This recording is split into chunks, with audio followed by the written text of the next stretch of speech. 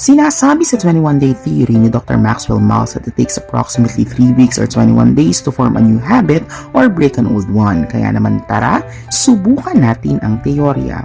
Sa loob ng 21 araw, gagawa ako ng aking daily online diary.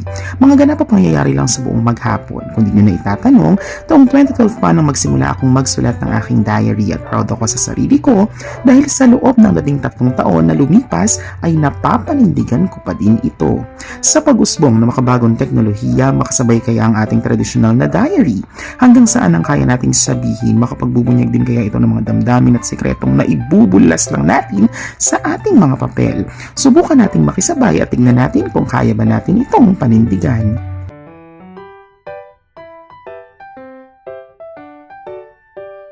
So ayun, alas 12 na tayo nakatulog kagabi pero maaga tayong nagising kasi kailangan nating mag-devotion. So importante sa akin na every Saturday nakaka-attend para nakakapag-pray.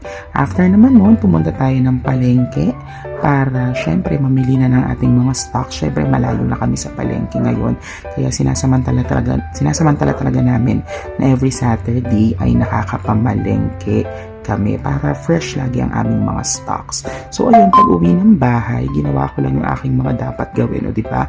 Ang haba ng nasa listahan. So hopefully magawa ko yan buong maghapon. Yun yung goal ko nung umagang yon.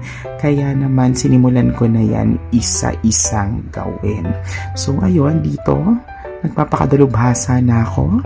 Ayan, so kita naman medyo serious mood tayo kasi ang dami ko talagang gagawin. Kita naman sa listahan kanina.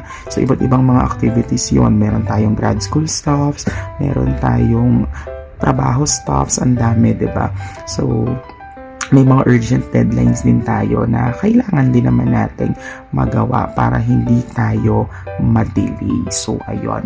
Siyempre, hindi naman pwedeng puro na lang tayo trabaho. Kailangan din natin magpahinga. So, habang ako ay nagla-lunch, eto, pinanood ko to. Actually, late na ako kasi dapat nung Wednesday pa to. Pero dahil final sparks na, hindi ako pumayag na hindi ko talaga siya mapanood. Ito, natutuwa lang ako dito sa eksena na to kasi parang, diba, as someone na torpe, kailangan din pala nating lumande because landian is not a one-way process.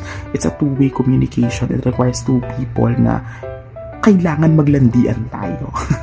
Ayun. So, yun. Nagpahinga lang ng konti, nakaligo, then balik na tayo sa ating mga gawa. And syempre, hindi ko kaya ng isang upuan lang yung dami ng gagawin ngayon, ano. So, syempre, from time to time, tayo ay nagpapahinga din, medyo pipikit, uunat ng konti, tapos, tatayo rin tayo, patayo-tayo rin tayo dyan. Pero, syempre, tuloy ang laban.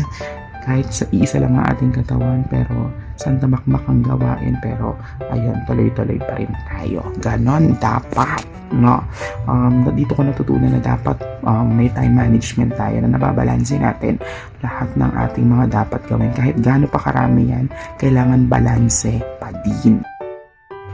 Ayun, kahit papaano nakatapos naman tayo sa mga nakalagay natin sa ating mga listahan. Ito yung medyo natutuwa lang ako sa PowerPoint ko. Feeling ko marami akong mayaambag. So ayun, sige na, gumagabi na. Maraming salamat sa panonood. Good night sa ating lahat. Ingat po tayo.